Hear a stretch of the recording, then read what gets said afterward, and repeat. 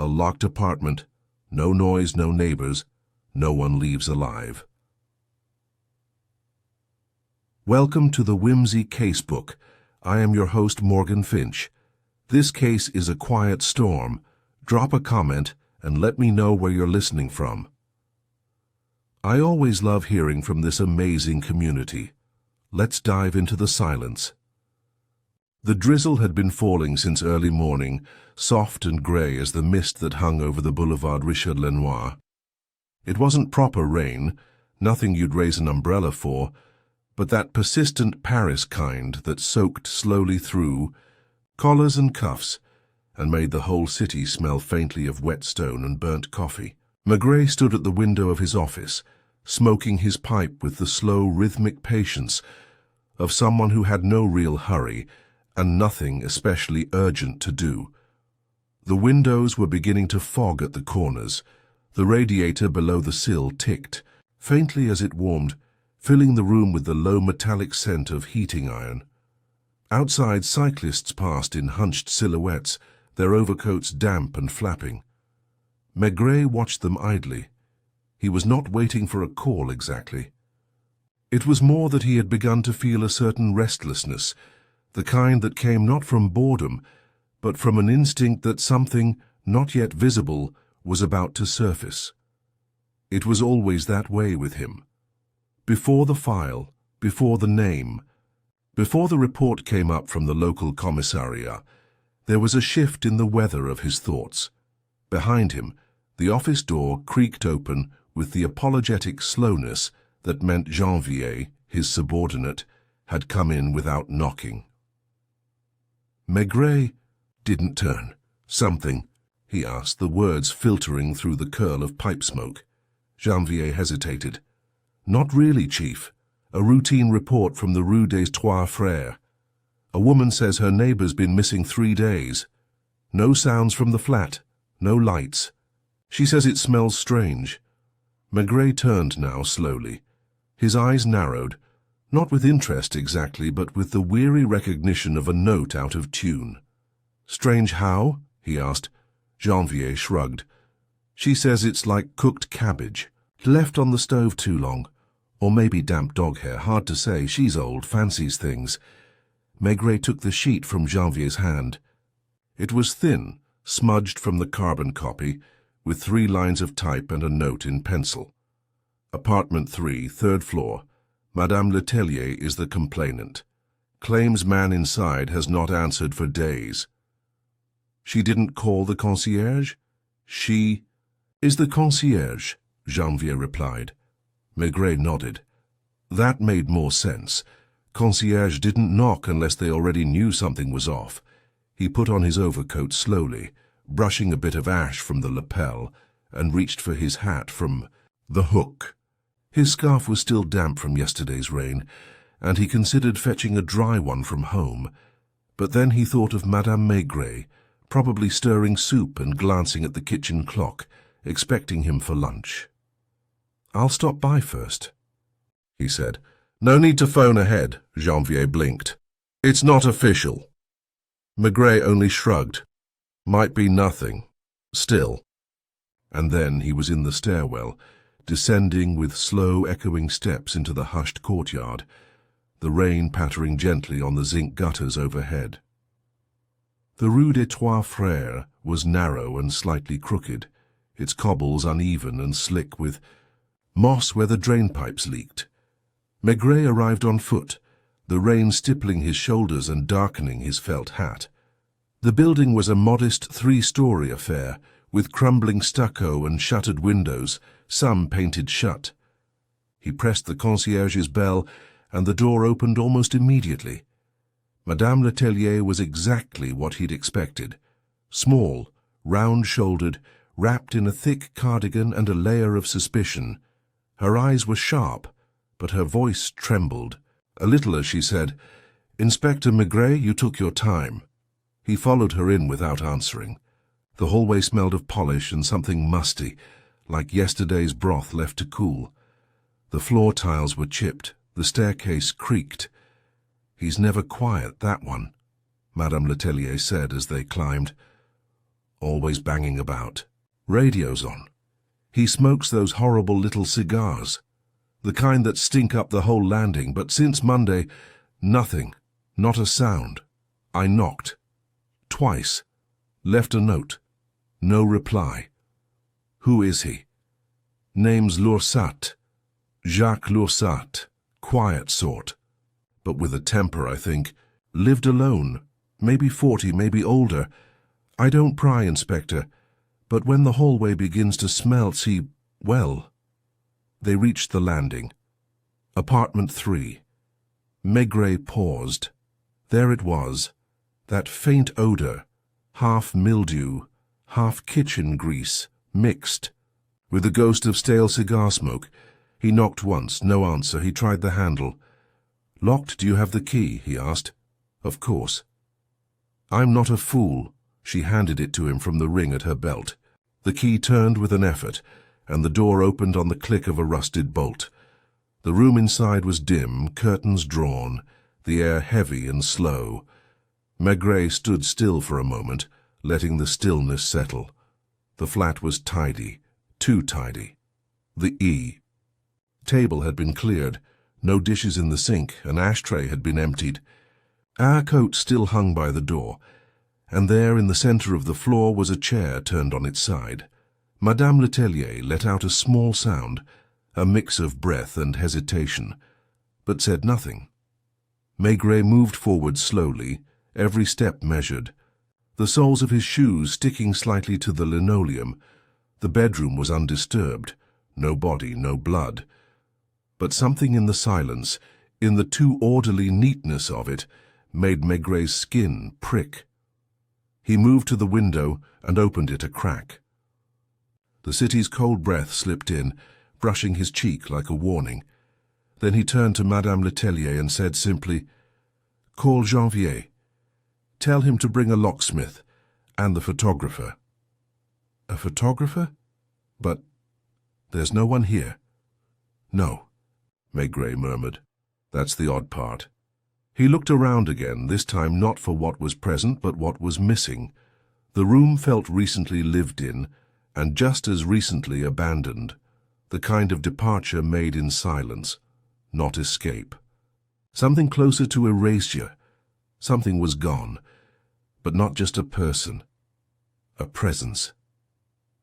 He stood alone in the apartment for a moment longer after Madame Letellier shuffled downstairs. A drip ticked into the kitchen sink. The radiator clicked. Outside, the rain fell with its usual indifference. Maigret didn't move, not yet. He was waiting for the room to speak, or for someone to return to it, and in that quiet the case had already begun.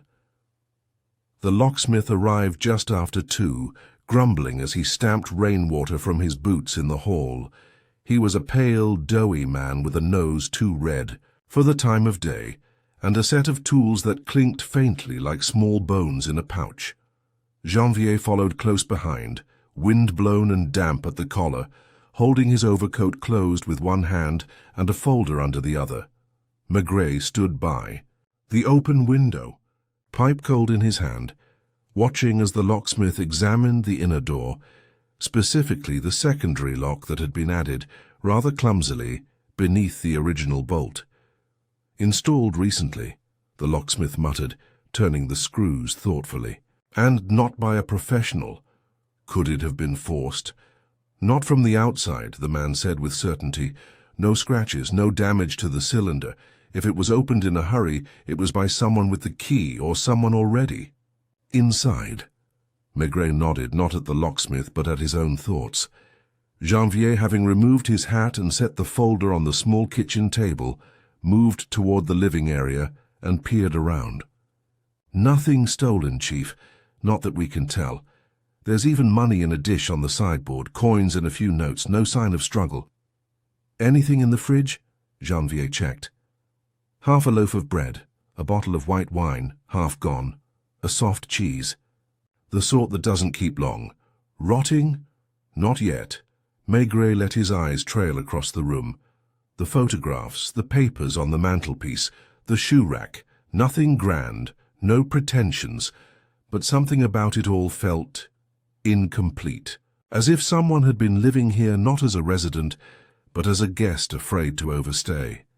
He turned to Janvier. Find out where Laursat worked, if he worked, and whether he had any close family. No phone here, but maybe a work line, Janvier made a note. And the neighbors. Start with the floor below and the floor above. The door had not been broken. The man had simply vanished. The neighbors proved reluctant. It was not hostility so much as the weary caution of those who have learned over long years of city living that privacy is not just a right, but a shield. The woman on the floor above, a retired schoolteacher named Mademoiselle Vernet, claimed she had seen little and heard less. She spoke with crisp diction, as if reciting from memory, and kept glancing at the clock on her bookshelf as though afraid to miss a program on the wireless. Mr. Laursat kept to himself, she said. Didn't make noise, smoked a lot though, that awful smell. I once asked him very politely if he might open his window more often. Did he answer? He nodded. But I don't think he meant it. The smell stayed. She hesitated. Then added almost unwillingly, he was sometimes out late, very late. You'd hear the steps on the stair after midnight. Visitors? Never. Mail? I wouldn't know. Maigret left her apartment with a polite nod, his pipe still cold in his pocket.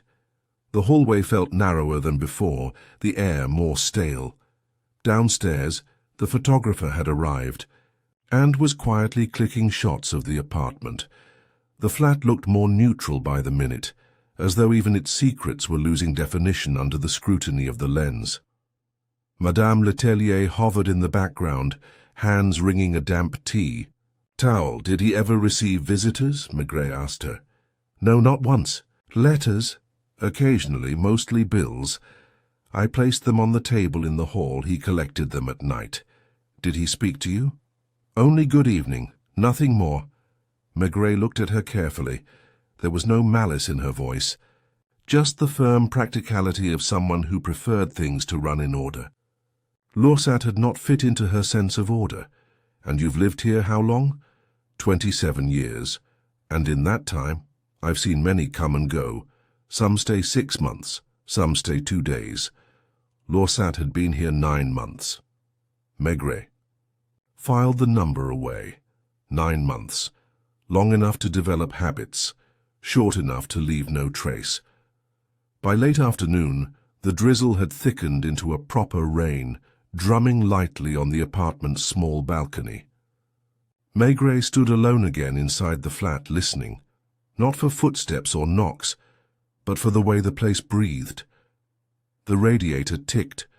A floorboard creaked with the weight of memory. There was a faint smell of cologne near the bedroom door, but it had faded into the wallpaper. He turned to the small desk by the window. One drawer. Inside, a cheap notebook, the kind sold at corner stations, and a stub of a pencil. A few lines written in neat, controlled script. Today I walked again by the river. The same bench, the same ducks. No sign of her. Maybe tomorrow. I'm too old to wait and too proud to ask. Maigret read it twice. The pencil line had pressed hard into the paper. Desperation, perhaps, or someone unused to writing. He tucked the notebook into his coat. Then, just as he was about to leave, he noticed the shoes by the door. 2 pairs. One, a worn pair of men's. Oxford's mud on the soles softened by long wear. The other, ladies' slippers. Soft grey with a small pearl buckle. Out of place. He bent to examine them. They were not dusty. Recently worn. He closed the door behind him slowly, his mind beginning to tighten around the quietest of absences. The silence in apartment 3 was no longer just lack of noise. It was waiting for something or someone to break it. By the time Maigret stepped out into the street again, the afternoon had slipped into that blurred twilight. Paris does so well, where the lamps cast long, pale cones of light over glistening cobblestones, and the city seems to lower. Its voice. A few shopkeepers were pulling in their signs, and a tabac owner leaned half asleep behind the counter of his dim shop, thumbing through a yellowing newspaper. The Rue des Trois Frères was never lively, but now it felt deserted in a way Maigret had learned to distrust. Not empty, but holding its breath. He lit his pipe beneath the awning of a closed bakery and reviewed the facts in his mind. Not that they formed any sort of shape yet. Jacques L'Oursat, 9 months a tenant. No friends, no visitors, no phone. Never loud, never sociable. A man whose absence had not drawn attention until the apartment began to smell faintly of neglect. The police had no report on him, no record. Even his name so far was supported only by a scrawl on the lease papers kept by Madame Letellier in a biscuit tin beside her stove. But the slippers, the grey ones with the little pearl buckles, Maigret found himself more troubled by them than he would have been by a trace of blood or a broken window. It was their quiet presence that unnerved him. They hadn't been there by mistake. They belonged to someone, and they had been left deliberately or otherwise in a flat no one visited. He turned and began walking, slowly with no destination in mind, letting the city's rhythms accompany his thoughts. It was something he often did when a case was too fresh to grasp, not chasing leads, not questioning suspects, just letting the world move around him and watching what floated to the surface. At a café near the Place des Abbesses, he paused. It wasn't the sort of place that drew attention, the kind of café where women who lived alone might come in the late morning after the workers had gone. A few small tables, a scratched zinc counter, a mirror behind the bar. The windows were fogged with condensation. He stepped in and shook the rain from his coat. The woman behind the counter, perhaps in her early 50s, gave him a glance, then recognition flickered across her face. She said nothing, simply poured a coffee into a thick-walled cup and set it before him. Maigret nodded his thanks and drank in silence. It was only after his second sip that he spoke. "Do you know a man named Jacques L'Oursat?" She wiped the counter with a rag that had seen better days. "Name doesn't ring. Lives nearby, Rue des Trois Frères." Her brow furrowed slightly. "Brown coat? Walks with a limp?" Maigret looked up. "Possibly. You've seen him?" "He came in a few times, always alone. Sat at that table there by the plant." She gestured to a corner table with a dusty potted geranium. "Did he speak?" "Not much. Ordered a pastis, always the same. Smoked those cheap cigars. Left a good tip." Maigret paused. "Ever seen him with anyone?" She hesitated, then nodded. "Once, a woman. Pretty in a quiet sort of way. Younger, 30s maybe. Pale skin. Wore gloves, even though it wasn't cold. And she had the nicest shoes, grey with little pearl buckles. I remember because she took them off at the table and sat with one foot tucked under her. A chill, not of cold, but of closeness, ran along Maigret's spine. Did they speak? Not much. It wasn't that kind of visit. She looked tired, or maybe just sad. He held her hand once and she pulled away, very gently. When was this? 2, maybe 3 weeks ago. Maigret nodded. He paid, left a coin more than necessary, and stepped back into the rain. At the police station, Janvier was poring over tenant records from the neighborhood. He looked up as Maigret entered, noting the change in the inspector's expression. It wasn't excitement, it was more like quiet confirmation. "Anything?" Janvier asked. Maigret removed his coat, hung it with care, and sat down. The slippers belonged to a woman. She was seen with L'Oursat in a café a few streets from the flat. Grey slippers, pearl buckles, about 35. Pale, quiet. No name? Not yet. Janvier opened his folder. I tracked down Lursa's employer, or rather his former employer. He worked as a translator for a small legal publisher on Rue de la Grange aux Belles. They say he stopped coming in 3 weeks ago.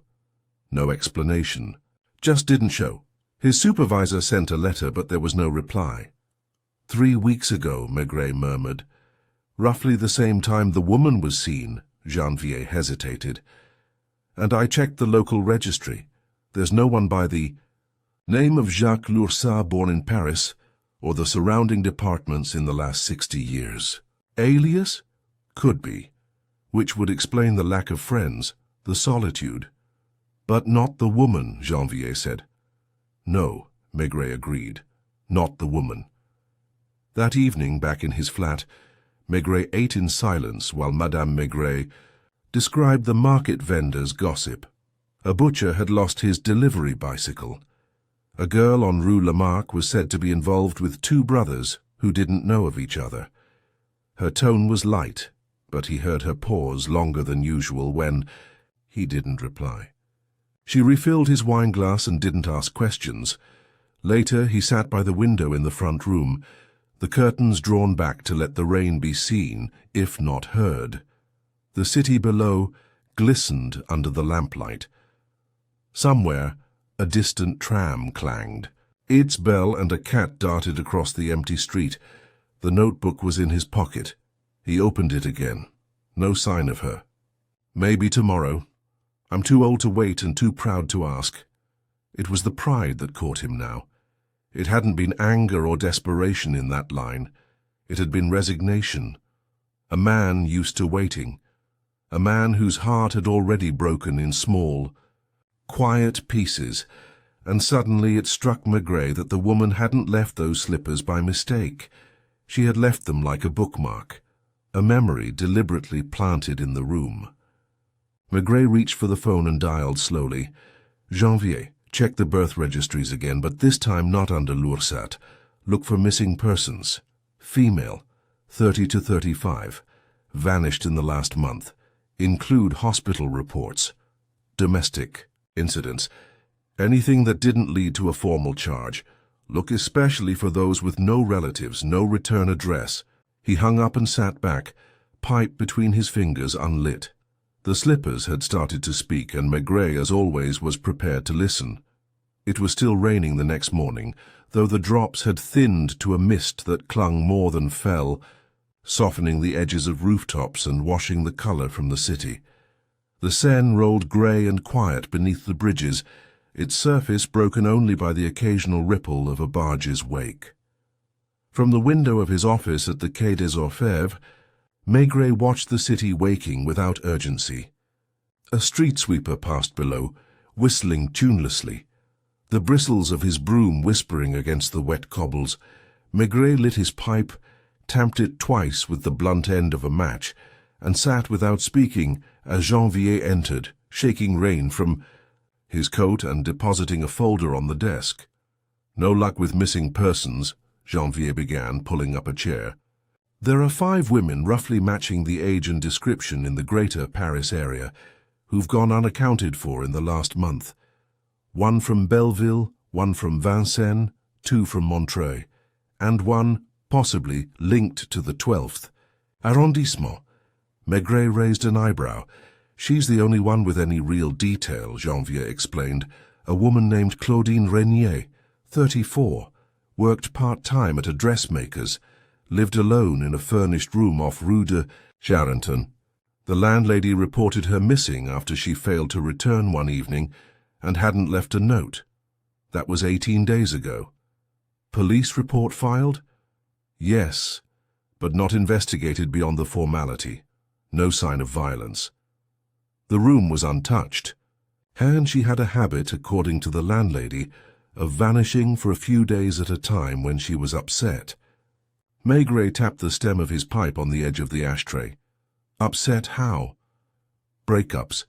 She had a pattern of short, intense affairs, nothing scandalous, but she kept to herself afterward. The landlady described her as fragile, prone to silences, the kind of woman who'd walk out into the rain rather than start a fight. Did she leave anything behind? A suitcase, clothes, no passport, no jewelry of value. No slippers. Janvier shook his head. Not a pair among them. Maigret nodded slowly. Interview the landlady. Take Lapointe with you. Have them search the room again. Look for a photo, a letter, anything with handwriting, something we can compare to the notebook from L'Oursat's flat. Janvier made a note and left without further comment. By midday, Maigret was in the square near Saint-Paul, walking slowly, past shuttered bakeries and damp flower stalls. The city was alive but half-heartedly, nurses on bicycles, clerks under umbrellas, the odd lover stealing a kiss in a doorway. The fog lent it all a softness, as if the city were floating just slightly above its own foundations. He stopped at a newspaper kiosk and bought Le Matin, though he didn't read it. Instead, he folded it under his arm and stepped into a café with a green awning and steamed-up windows. It was not far from Rue de Charenton, the kind of place where working women might stop for a lunch that didn't involve company. He ordered a beer and watched. The faces that came and went were varied. Young typists, older shopkeepers, a woman with dyed hair and tired eyes who glanced at the mirror more often than her coffee. He noticed, not for the first time, how much could be learned, simply by observing what people didn't do, who didn't look up, who stirred their drink without drinking, who glanced at the door with expectation, who never did. Claudine Régnier. He said the name to himself, soundlessly, as though testing its weight. If she had left of her own accord, Maigret thought, it would have been without a destination. Not flight, but retreat. The slippers were a gesture, left deliberately, not of escape, but perhaps of surrender. He sipped his beer and let the moment pass. By late afternoon, Janvier returned, damp again, but alert. The landlady confirmed it's Claudine Régnier, he said, setting a small photograph on the desk. That's her from a year ago, taken in the courtyard with a borrowed cat. Maigret studied the image. A pale woman with dark hair pulled back, sitting awkwardly on a step. Her expression wasn't sad but removed, as though she were already thinking of the moment after the photo would be taken. Not smiling, yet not quite absent either. She'd never mentioned a man named L'Oursat, Janvier continued, but the landlady remembers one visitor just once, 3 weeks ago. Came in late, didn't stay long. A heavy-set man, dark coat. Smelled of tobacco. She see his face? No, only from behind. Maigret said nothing for a moment. Then he opened the drawer and removed the notebook. He flipped to the page with the line he had memorized. No sign of her. Maybe tomorrow. I'm too old to wait and too proud to ask. He handed the notebook to Janvier. Take it to forensics. Have them compare the handwriting to anything found in Régnier's room. A grocery list, a postcard, even a signature on the lease. Janvier hesitated. You think he wrote this about her? I think, Maigret said quietly. He wrote it for her, and then waited. And now I think he's gone. But not by accident. That evening, Maigret walked home through the side streets of the Marais. The rain had finally stopped, leaving puddles that reflected the gas lamps like coins, tossed into a well. He walked without hurrying, the notebook in his coat pocket, the image of Claudine Régnier still fixed in his mind. Madame Maigret was waiting with a plate of veal and a bottle of wine already uncorked. She asked nothing, as always, and only smiled when he complimented the sauce. As he smoked his after-dinner pipe near the open window, she cleared the plates quietly. It wasn't until she returned with a cup of coffee that she said, almost offhandedly, "You seem to be thinking about someone, a woman, perhaps." Maigret looked at her over the rim of the cup. "I might be," he said. She nodded, unsurprised. "Well," she said softly, "if it helps, there's no perfume on your coat this time." And with that, she kissed his cheek and returned to her.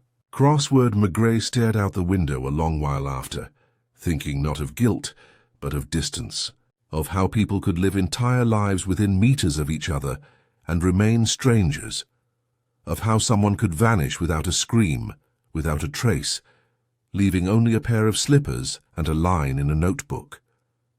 Outside, the city moved on, quietly, blindly, and Maigret quietly prepared to follow the silence.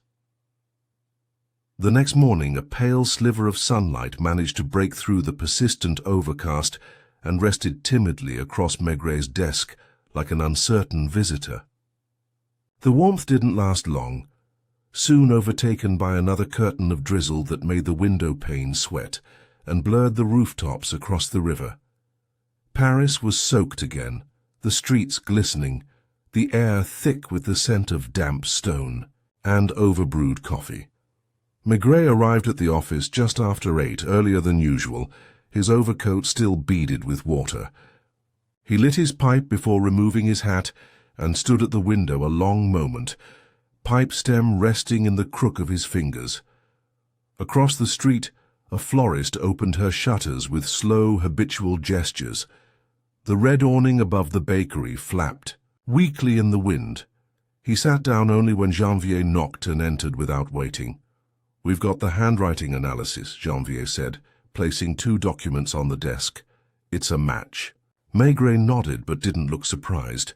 The note in the flat and the signature on Claudine Regnier's lease. Same hand, no doubt. And her slippers? Janvier hesitated, then shook his head. No trace of a receipt, no label, no indication they were bought in Paris, no way to know where she got them. Maigret relit his pipe with a practiced flick of the match. "She didn't buy them to wear," he said quietly. "She bought them to leave behind." Janvier raised an eyebrow. "Why?" "To be remembered, or to be found." He tapped the bowl of his pipe against the edge of the ashtray and leaned back. "Find out more about Laursat's work. That publishing firm, who owned it? Who did he report to? We still don't know who he really was." "I'm on it." And Janvier, "Ask the concierge on Rue des Trois Frères if Laursat ever received any parcels. Not letters, parcels." By mid-morning the sun had vanished completely. The city retreated once more into its habitual grey. Maigret took a slow walk back to the apartment building, though he already knew there would be no fresh answers there. He wanted to stand again in that space, not to search, but to listen. Sometimes a room, like a person, spoke only after being left alone. The front door creaked as he pushed it open. Madame Letellier, dusting a side table with unnecessary diligence, gave him a wary glance, but said nothing. He climbed the stairs slowly, hearing the steps echo more loudly than before. The silence above seemed heavier, not quite ominous, but withdrawn. He unlocked the door to apartment 3 and stepped inside. Nothing had changed. The slippers were still neatly beside the doorway, placed like punctuation. The air was faintly sweet now, the smell of decay masked by time, but still present beneath. The surface like mold in an old wall. He walked to the table where the notebook had been, then to the desk, then to the chair near the window. He sat. The wood creaked beneath his weight, dry and stiff with age. The rain outside beat softly against the glass. There was no sound in the flat, not even the tick of a clock. And yet Maigret could almost hear them, 2 people sitting across from each other, one smoking, the other silent.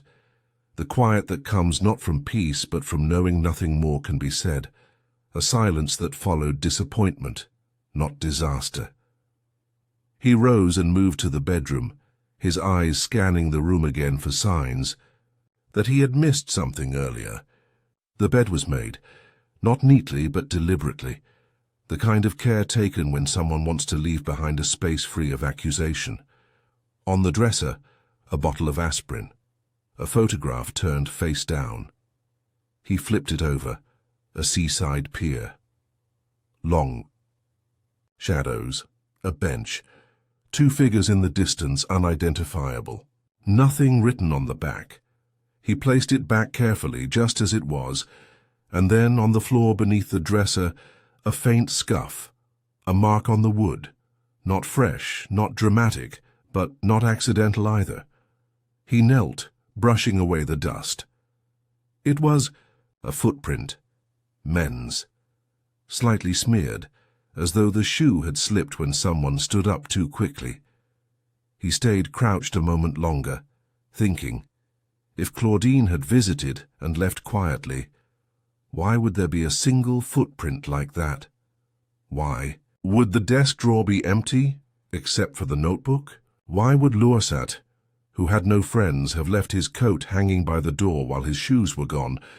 The only thing that seemed deliberate were the slippers. Everything else was too clean, too arranged. He stood up, brushing off his knees. Then he went to the sink, turned the tap and let the water run. The pipe gurgled, then choked. Something blocked it. He reached under the cabinet, found the valve, and twisted it shut. Then he called Janvier. "Bring a plumber," he said. "And someone from evidence." "Plumber.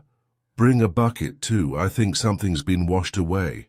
2 hours later, a young man in overalls stood at the sink, tools laid out in neat rows beside him.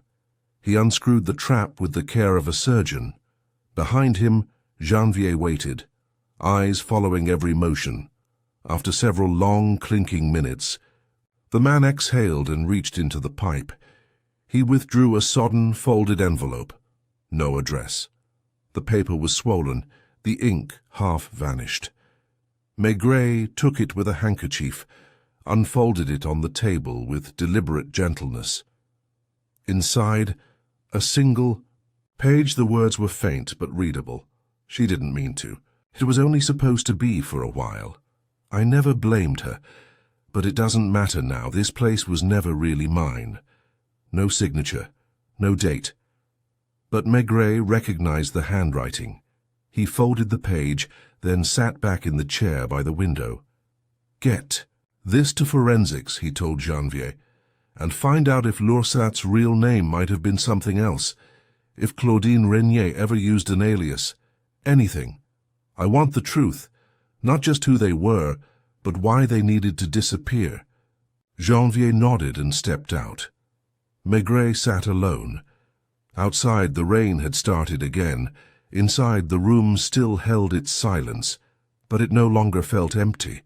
It felt heavy with something unspoken, the kind of silence that came after a decision. After a goodbye that hadn't been said aloud, he lit his pipe. Let it draw slow, and listened to the water in the gutters run. The following morning brought no change in the weather, just more mist that softened the city's outlines, reducing even Notre Dame to a silhouette behind a gauze of drizzle. Maigret, early at his desk, smoked with the quiet rhythm of a man who had learned to wait. He stared at a map of the arrondissement laid flat before him, but his eyes weren't on the streets. They lingered instead on the spaces between them, the gaps where people vanished, where names were changed, and where silence settled not from absence but from design. A knock broke the stillness. Janvier entered with a slim folder in hand. "Want?" "Have a lead," he said. The publishing house Lursat worked for, Dervaux and Compagnie, wasn't just a legal imprint. It kept a second set of books. Maigret glanced up slowly. "What kind of books?" Janvier pulled a chair. "There's a small backroom ledger we retrieved from a junior accountant." He handed it over without protest, said he always suspected something wasn't right. Dervaux published court transcripts and legal guides, yes, but they also processed anonymous translation commissions for private clients, unregistered contracts, cash payments, mostly small jobs, letters, foreign correspondence, private diaries. And one name comes up repeatedly as the translator, Jacques Lursat, or whoever he really was, Maigret murmured. Janvier nodded. "We still haven't found any civil record of a Jacques Lursat matching his age or description. No tax returns, No birth certificate, no employment registration prior to 2 years ago. And the addresses listed in the ledger? Mostly false, but there is one connected to a client named Arlette Fournier. She commissioned 3 translations. One, an inheritance letter, another a death certificate in Flemish, the third, a personal diary, translated from Italian. Maigret turned his pipe between his fingers. Do we know who she is? She lives or lived on Rue d'Amremont near the cemetery, but she hasn't been seen in nearly 2 months. Does her description match Renier? No. Different. Build, different age. But Fournier might have led us to Lursa, or vice versa. Maigret stood and reached for his coat. Let's visit the office, he said. I want to see the kind of place where people go when they want to be forgotten. The offices of Dervaux and Compagnie occupied the 2nd floor of a narrow building, wedged between a watch repairer and a tobacco wholesaler.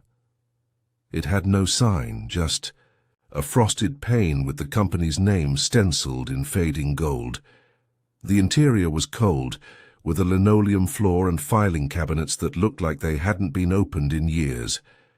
The air smelled of old glue and typewriter ribbon. They were greeted by a thin man in spectacles, wearing a sweater too large for his frame. He introduced himself as Marc Blavier, the acting manager. I suppose you're here about Lursat, he said quietly, before they even showed their badges. We're here about a woman, Maigret replied. Claudine Renier. Blavier's brow twitched. I don't know the name, but if she dealt with him, Lursat, then I suppose... He trailed off, unsure whether he was offering an excuse or an accusation. Who was he really? Maigret asked. Blavier sighed and motioned for them to sit. He removed a handkerchief from his pocket and dabbed at his temple, though there was no heat in the room. I never asked too many questions. He was competent, kept to himself. He came recommended by someone who's since moved to Belgium, an editor we knew years ago. Said Lursat was discreet and knew several languages fluently. He could handle sensitive work. That was enough for Monsieur Dervaux. And you had no identification on file. Blavier shifted uncomfortably. Only what he gave us. A copy of a foreign birth certificate. I always thought it was Swiss. The accent was hard to place. Slightly Germanic, but he spoke perfect French. Better than me, probably. Maigret leaned forward. Was he being paid well? Moderately. Nothing extravagant, but he requested cash, always. Said he didn't want his name on checks. Did anyone ever come here to see him? Blavier considered this. Yes, once, a woman, several months ago. She waited for him outside. I only saw her through the glass. She didn't come up. Describe her. Dark coat, gloves, slight. She waited over an hour just standing in the drizzle. Then they left together. Maigret nodded. Anything else? Blavier hesitated. He seemed unsettled in his final weeks, more distracted. Sometimes he'd show up and sit at his desk without opening a folder. Just stare at the clock. Did he say why? No. But one afternoon he handed in his key and said he wouldn't be back. No explanation. I didn't press. People disappear in this city, Inspector. Sometimes by necessity, sometimes by habit. Back outside, Maigret and Janvier walked slowly toward the corner café, where the fog still clung to the windows. The drizzle was light now, more a curtain than a fall, and Maigret pulled his hat lower against it. He was hiding in plain sight, Janvier said, almost to himself. And she was part of whatever he was trying to keep separate. Maigret nodded. And now they've both disappeared, but not together. Maybe they were trying to, Janvier suggested. Maybe, Maigret said. Or maybe she didn't. Want to.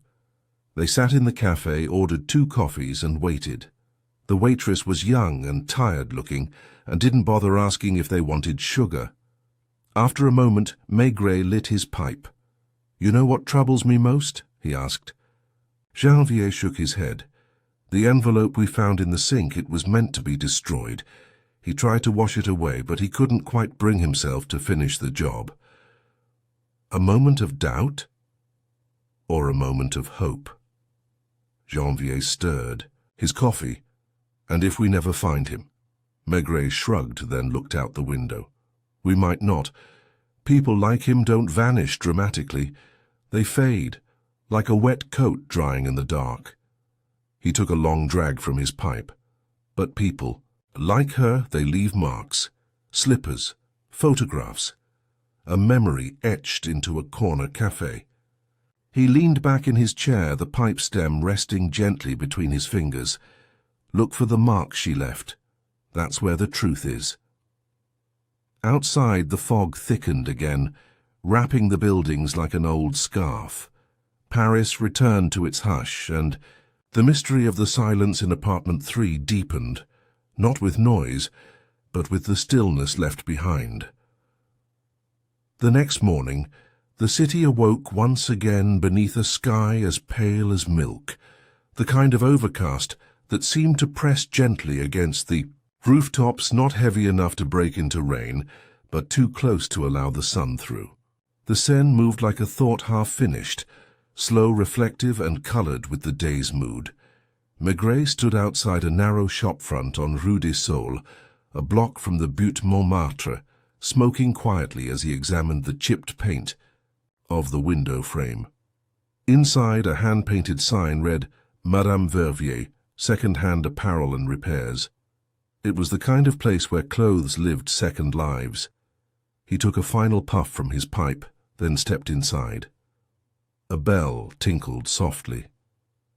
The warmth of the room, scented faintly with starch and lavender, clung to him as he closed the door behind. An older woman, her white hair tied back in a tight bun, looked up from behind a sewing machine. "Yes?" she asked, not rudely, but not warmly either. Maigret removed his hat. "I was told you might know something about a woman who bought a particular pair of slippers, grey, with pearl buckles." The woman paused mid-thread. Her eyes, sharp beneath sagging lids, studied him. "I sell many slippers, monsieur. I believe these were bought about a month ago.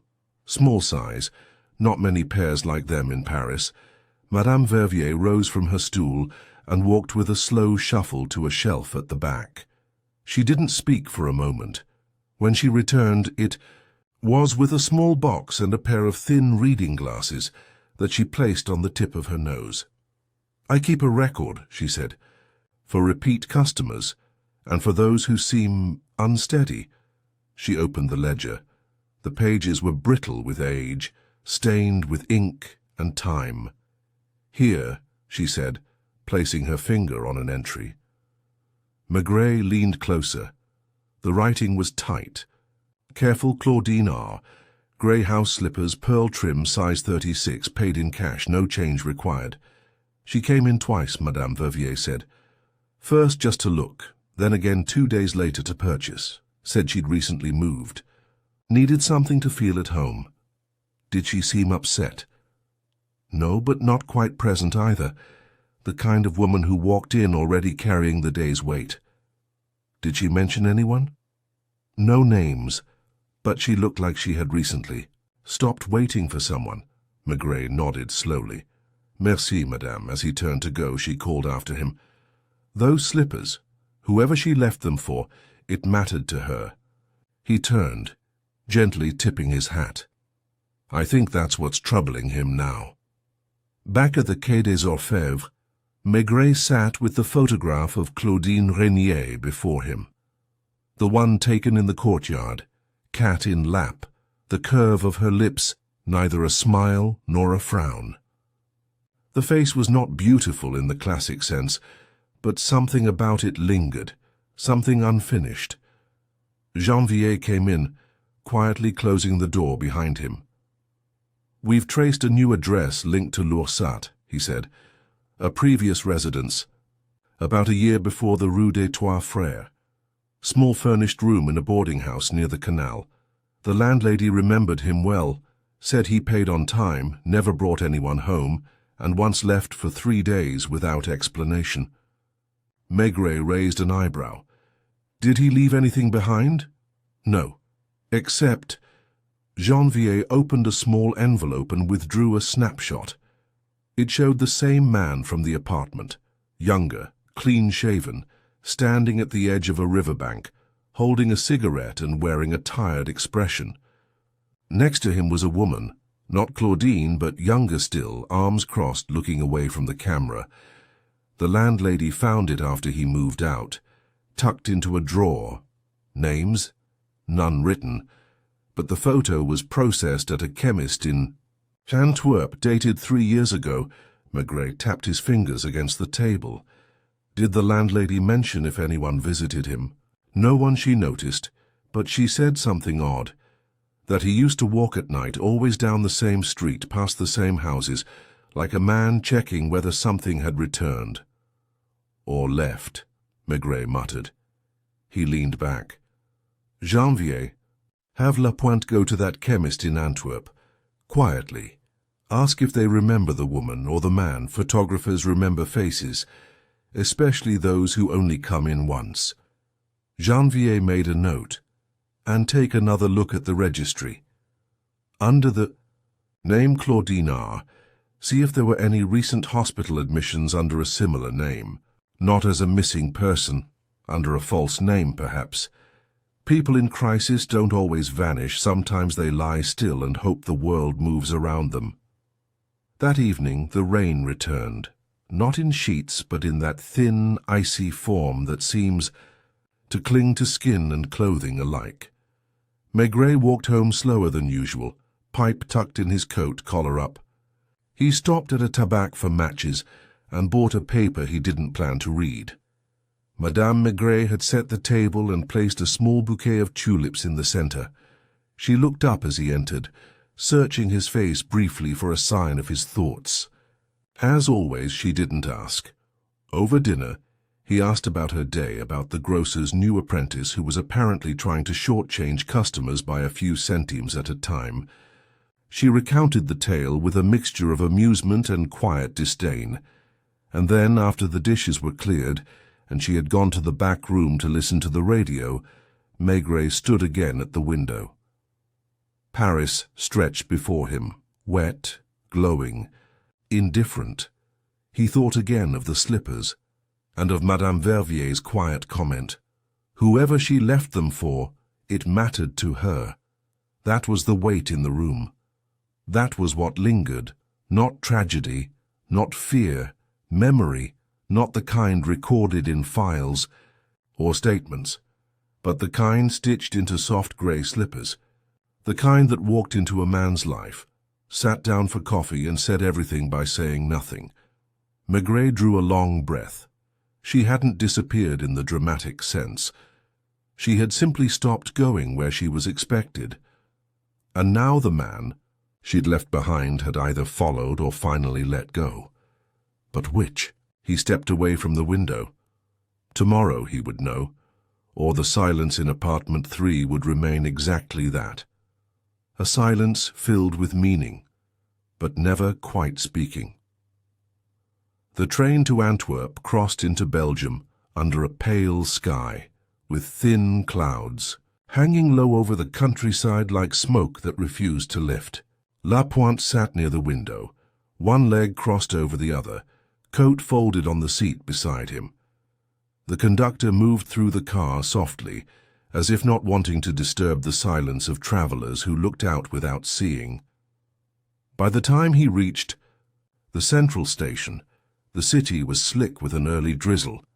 The streets, lined with stone facades and window displays of lace and clocks, bore the charm of another age, quiet, elegant, and faintly melancholic. The chemist's shop was just as the records had described, a narrow storefront on a corner near the Plantain district, with a wooden door and gold lettering on the window that read Photographische Ontwikkeling and Apotheek. Inside, the light was yellow and soft, filtered through green lampshades that made everything appear older than it was. Behind the counter stood a man in a brown coat with hair as fine as ash. His eyes were sharp, and he barely glanced up from his ledger. "Pardon," Lapointe began in careful French. "I'm looking into an old photograph developed here some time ago, possibly 3 years. I understand you may keep negatives." The man gave him a long, assessing look. "Many people bring photos. Why this one?" Lapointe placed the print on the counter. Laure sat standing by the riverbank. The woman in profile turned away. The chemist adjusted his glasses, leaned forward, and studied it. "Yes," he said slowly. "I remember them." He pointed to the woman's posture. "She waited outside, always waited, never came in. He brought in the roll, said it was for a keepsake." "Did he give a name?" "None. Paid cash. But he asked for 3 prints, not 2. Said one would be mailed." Lapointe's brow furrowed. "Do you still have the address?" The man turned and went to a drawer behind the counter. He pulled out a long envelope, weathered at the corners. Inside were order slips, hundreds, perhaps thousands. But his fingers moved with the precision of a man who understood his archive. After a moment he found it. He placed the card gently on the counter. Lapointe read it aloud. "To be posted to Sirenier, C.O. Mademoiselle F. Dumay, 7 Rue des Forges, Dijon." He looked up. "Did the woman ever speak?" "No. But I saw her once through the curtain. She looked lost. Not unhappy. Just very far away." Back in Paris, the Quai des Orfèvres was quiet that afternoon. The building always hushed slightly when Maigret wasn't there, as though even the radiators felt his absence. Janvier sat in Maigret's chair, reviewing the few details they had gathered from the second flat L'Oursin had occupied the year before. A neighbor there recalled faintly a woman who had come to visit once at dusk. Said she wore gloves, always gloves. It was Lapointe who entered first, shaking off the Belgian rain from his coat, cheeks ruddy from travel. He handed the address slip to Janvier without a word. Janvier read it twice, then picked up the phone. Maigret returned just as the call was being placed to the Dijon police. He listened, arms folded, as Janvier relayed the information in slow, careful tones. Then he sat, removed his hat and asked for the details from Antwerp. Lapointe explained what the chemist had said. The extra print, the woman waiting outside. Maigret tapped his pipe against the ashtray. So he was in contact with her, not just in Paris, but earlier, before. Janvier nodded. "And if she was staying with someone named Dumay in Dijon?" "We'll know within the hour," Janvier said. Maigret nodded once. "Good." He stood and walked to the window, where the glass was fogged faintly at the edges. The city outside had fallen into its habitual hush. Maigret stared not at the buildings, but at the distance between them. She wasn't hiding from him, he said after a moment. She was waiting for him to say something, something he never managed to say. "You think she ran?" "No," Maigret said. "I think she drifted. The way people do when the person they've pinned their hope on refuses to move." The call came at 5:30. The Dijon police had located Mademoiselle Dumay.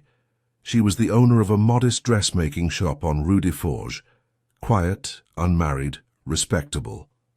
She admitted Claudine Renier had stayed with her for 3 weeks in the winter. After some personal trouble, Claudine hadn't spoken much about it, only that she had finally left someone behind. She had brought almost nothing with her. She arrived with only a small case, the officer reported. "And the slippers. She wore them?" Maigret asked. "No," the officer said, slightly surprised. "She left them on a chair and never touched them. Said they weren't for walking in, that they were her anchor." Maigret listened, eyes lowered. "And now?" "She left a week ago. Told Mademoiselle Dumay she had found the courage to return, that something had changed, that maybe he had finally seen her." The room was quiet. Janvier looked up. "Do we think she went back to the flat?" Maigret was already putting on his coat. "No. But I think she intended to. They found her not far from the canal. She had checked into a modest boarding house under her own name. No disguises, no secrecy. The landlady said she came and went without much fuss, always dressed plainly, always polite. A week of this, then 3 days of not being seen. On the third morning the landlady opened the door with her spare key. Claudine Renier was lying in bed, fully dressed, eyes open. Not dead, but not quite awake either. The doctor said it was a nervous collapse, exhaustion, possibly compounded by something she had taken, though no substance was confirmed. She was now at Saint-Antoine Hospital, under watch but not under arrest. Maigret went that evening just after visiting hours and asked to sit beside her. The room smelled of antiseptic and damp linen. She didn't speak, but she looked at him, and in that look he read everything. The night spent waiting for a knock that didn't come, the long walks past windows she could not enter, the little grey slippers left behind not as a clue but as a prayer. He said nothing, just sat there letting her see that she had at last been found. The following morning, Maigret stood again at the window of his office, hands deep in the pockets of his coat, though the room was not cold. A fine mist settled over the Seine, clinging to the air like silk, softening the horizon. He had risen early, not because of urgency, but because of restlessness, a particular kind that followed not crime, but sadness. Behind him, on the desk, lay the photograph from the canal, the envelope found in the pipe beneath the sink, and the small notebook, now enclosed in a plastic sleeve to preserve the dampened pages. He had read and reread it several times, each line written in that same neat, slightly heavy hand. Most of it was mundane, notes about bills, a grocery list, fragments of translation work, but always scattered between the everyday lines were those brief personal admissions, unsentimental, spare. She said she'd return when I remembered how to speak. The silence now feels like a second skin. I bought the flowers. I left the door open. She didn't come. There was no melodrama in the sentences, only quiet resignation. The weight of waiting. Maigret turned as Janvier entered, carrying a slim envelope. "She's awake," Janvier said, "and asked to see you." Maigret took the envelope without speaking. Inside was a single slip of paper, hospital stationery. A note in a woman's script, delicate, looped but steady. "Please come alone, no questions. I only need someone who already understands." Saint-Antoine Hospital was quiet that morning. The nurses moved softly through the corridors, and the scent of soap and warm linen filled the air. Maigret found her in a second-floor room overlooking the garden. The blinds were drawn halfway, casting the walls in pale stripes of shadow and light. Claudine Renier was propped against 2 pillows, her hands folded neatly in her lap. She wore no makeup. Her hair had been brushed but not styled. There was a calm in her face, not peace exactly, but the stillness that comes after exhaustion has passed. Maigret entered without knocking, closed the door gently behind him, and took the chair at her bedside. Neither spoke for a long time. Eventually it was Claudine who broke the silence. "I didn't think you'd come." "I don't often visit hospitals," Maigret said, "not unless someone is accused or grieving." She gave a faint smile, more an acknowledgement than amusement. "I'm neither," she said. "Not any more." Maigret looked at her hands, long, fingers, faint lines at the knuckles. A woman used to stillness. "Why the slippers?" he asked quietly. Her gaze didn't shift. "They were never meant for wearing," she said. "I bought them the day I knew I would leave him. I couldn't say goodbye, and I didn't want to write. He wouldn't have read it. But I knew he'd notice if something of mine remained." Maigret nodded. He did. She closed her eyes briefly. Good. After a pause, she added, "He didn't speak for the first 5 days. After I returned from Dijon, he just looked at me as if trying to memorize what I'd become, as if he'd missed the part of me that had changed. He didn't want to admit he'd lost you." "No," she said. "He wanted to pretend he hadn't." Maigret leaned forward slightly. "What happened the last night?" She looked down at her lap. "He left. Around 10. Said he needed cigarettes, though there were already 2 unopened packs in the drawer. I waited an hour, then 2. Then I placed the slippers by the door and locked it behind me." "You thought he wouldn't return?" "I thought if he did, it would be too late. I wanted to be gone before either of us said something we'd have to live with. And since then," she turned to the window. Her eyes followed the shape of a bird that wasn't there. "I stayed quiet. I tried not to be found, but he left something too. The notebook. I knew he'd kept it. I knew he'd written things he never told me." Maigret reached into his coat pocket and removed it. She didn't take it, only looked at it. "He still hasn't said goodbye," she whispered. "No," Maigret replied. "But he tried." She nodded once, slowly. "I think that's why I woke up." Later, in the hospital corridor, Maigret lit a match but let it burn out in his fingers without touching it to his pipe. The air felt heavier inside than out. Rain tapped gently on the window beside the nurse's station.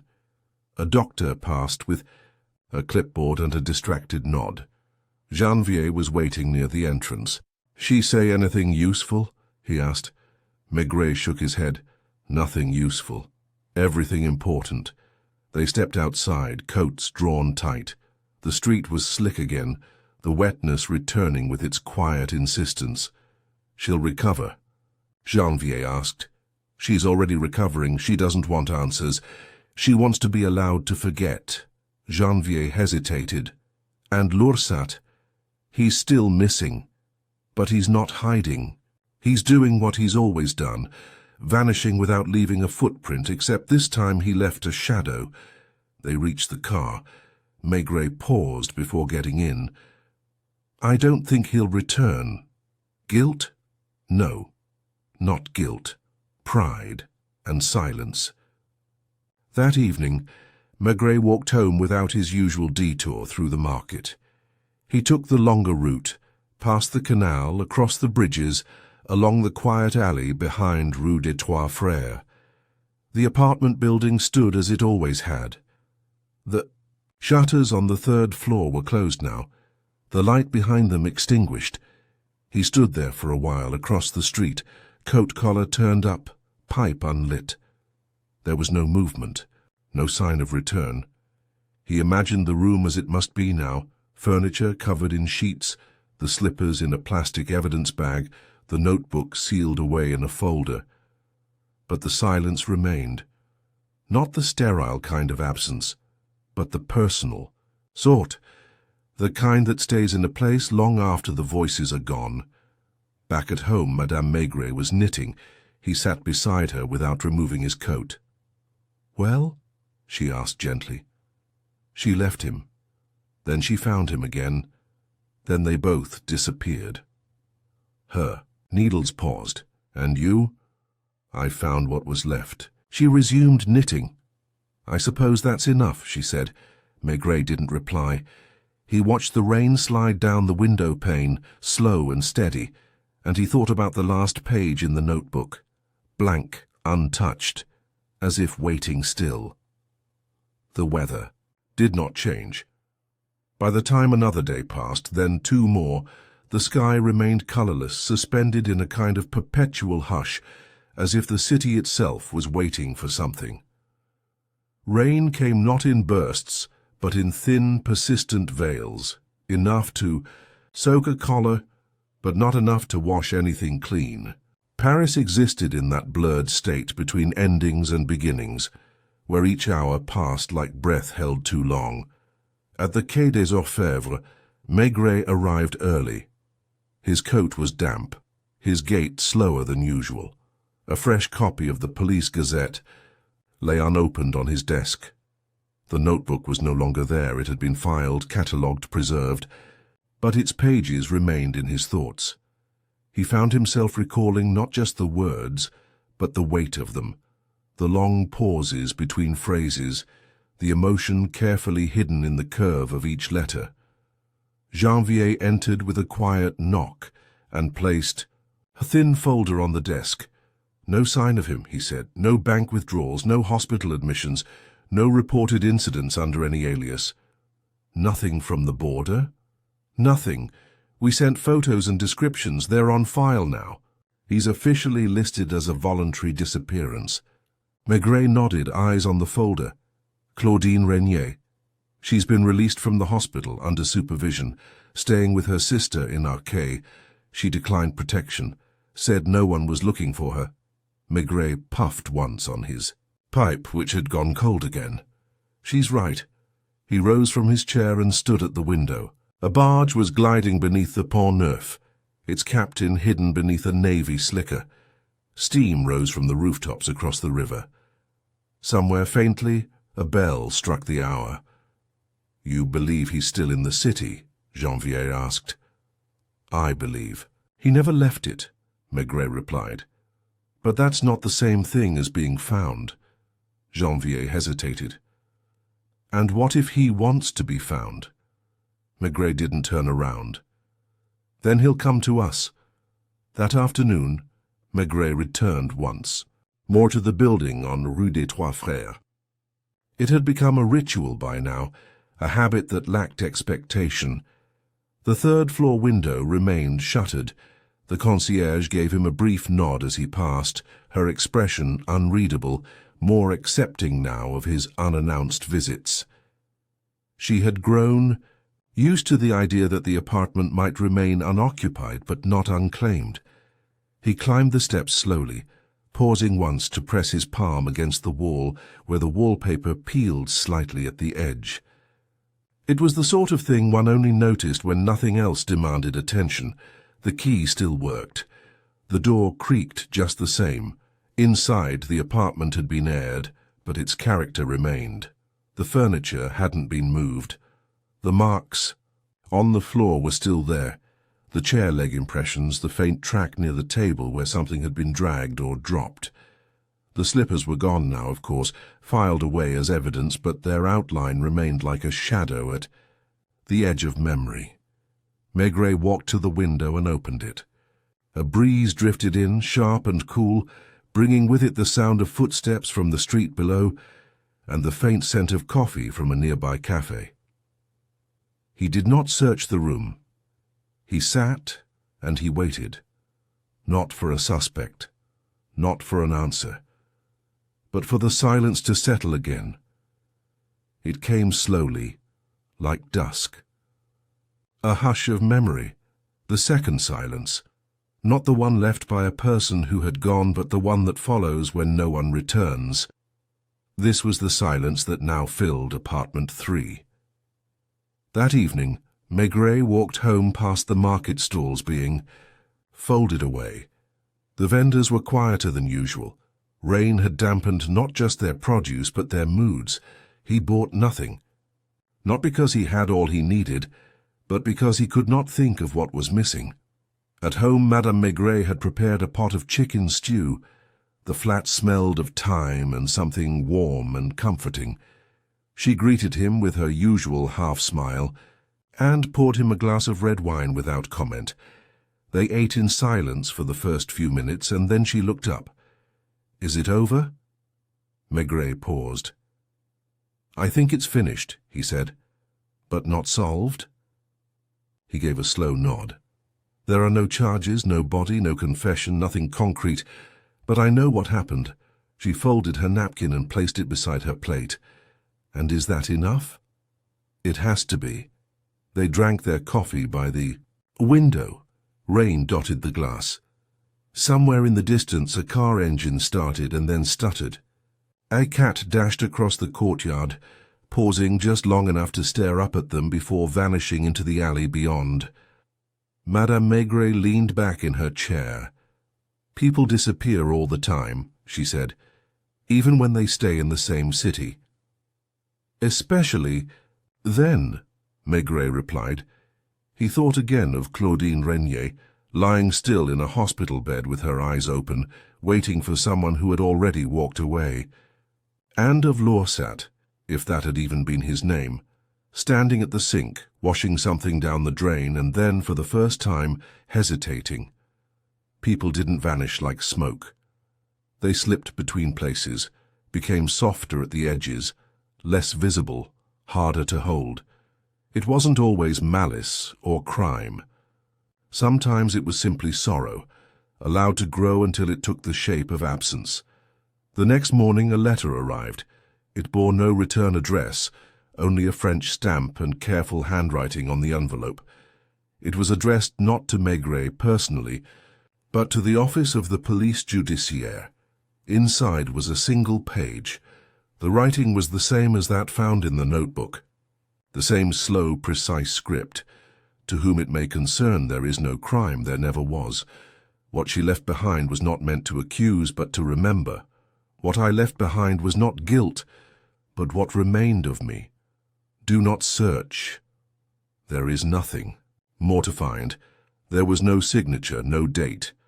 But Maigret folded the letter carefully and placed it into the file. That afternoon he signed the case closed, and yet the silence remained. Not in the file room, not in the apartment, but in the quiet that lingered between breaths, between memories, between the words people could never quite say to each other in time.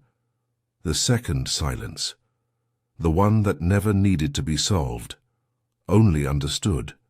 There are certain streets in Paris that seem to remember more than others, not through monuments or plaques, but in the way the light catches their cobblestones, or how the windows lean ever so slightly inward, like the city itself is listening. Rue des Trois Frères was one of those streets. It had stopped raining at last. The clouds had loosened their grip on the sky, and a pale wash of sunlight filtered timidly between buildings. The gutters still whispered with runoff, and the leaves of the few trees lining the avenue glistened faintly. A scent of damp earth and old tobacco drifted in the air.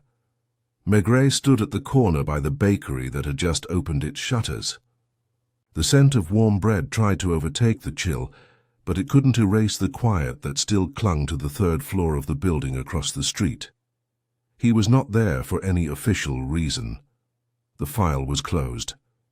The investigation marked complete. But there were things that remained unsaid, and Maigret had long since learned that not all silences were final. In the window of the bakery, Madame Letellier adjusted a tray of croissants. She glanced up, saw him, and gave a small, ambiguous nod, one part respect, one part habitual curiosity. She did not come out to speak to him. There was nothing new to add. Maigret stepped away and crossed the street slowly. He stopped beneath the shuttered window of apartment 3. No one had moved in. The curtains inside, once half drawn, had been pinned closed. He stared up at the building as a man might watch the surface of a still pond, not expecting to see what lay beneath, but remembering that it had once rippled. The silence inside the apartment had shifted. It had stopped being an absence and become, instead, a memory. That was the echo, what remained after sound ceased. It wasn't loud, it didn't demand, it just existed. And with time it would settle into the floorboards, the window glass, the paint beneath the wallpaper. He turned and walked on. At the Quai des Orfèvres, the air was still thick with pipe smoke and the scent of ink and wet coats. The corridors were busier now, with officers moving through them carrying files, coffee, quiet gossip. The rhythm of the police station, indifferent to unresolved feelings, had resumed. Maigret returned to his desk. A new folder had been placed there unopened, a missing accountant from Montreuil. Embezzlement, probably already in Brussels or beyond. He did not touch the folder yet. Instead, he reached for a separate one, thinner, worn at the edges, marked Régnier C. Loubert, J. Rue des Trois Frères, Loubert. A name found scrawled on the inside flap of a translation commission in the publisher's ledger. Janvier had unearthed it 2 days ago, a nearly identical birth year, but a different city. A small town near Metz. The signature on the commission matched the notebook. Loubert, not Lorsa. An identity he had shed quietly. No warrants, no criminal history. Only a legal dispute over an inheritance that had spiraled into a retreat from family and place. No one had followed him. No one had even missed him, except one woman who left her slippers behind and hoped that would be enough to call him back. Maigret read the report once more. No red flags, no charges, just a name traded for another, and the life that followed. He placed the folder back in the drawer and closed it with care. That afternoon, Maigret made one final visit, not to the apartment, not to the publisher, not to Claudine Régnier, though she lingered in his thoughts more than most of the living people involved in the case. He walked instead to a small photo shop tucked behind the Rue Lamarck, one he had passed a dozen times, and never entered. Inside, he asked quietly if he could make a duplicate of an old photograph. The man behind the counter, a quiet fellow with hair parted like an accountant's, studied the print and nodded. 2 copies? He asked. Maigret shook his head. 1. When it was done, Maigret stood at the counter, holding the duplicate. It was the image from Antwerp. Loubert standing on the riverbank, cigarette in hand, the woman beside him with her arms folded, head turned away. Not Claudine. An earlier woman. An earlier silence. He studied the photo a long moment, then slid it into an envelope and wrote no name on it. That evening he placed it in the mailbox of Saint-Antoine Hospital, marked only for room 214. Whether Claudine Régnier would recognize the woman beside him in the photo, Maigret did not know. Perhaps it was another wound, another goodbye Loubert had never spoken aloud. Or perhaps it was the beginning of the silence he had carried with him all the way to Rue des Trois Frères. Maigret walked home slowly. At a café along the canal, he stopped for a drink. The server knew him by now and brought the usual without asking. The sun was trying to break through the clouds. Reflections shimmered on the water, broken occasionally by the passing of a barge. Maigret sipped slowly. There was no urgency, no resolution required.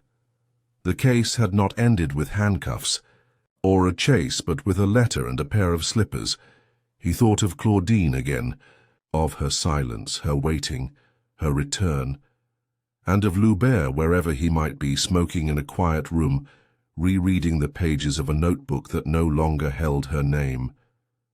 There were no villains in the case, only people.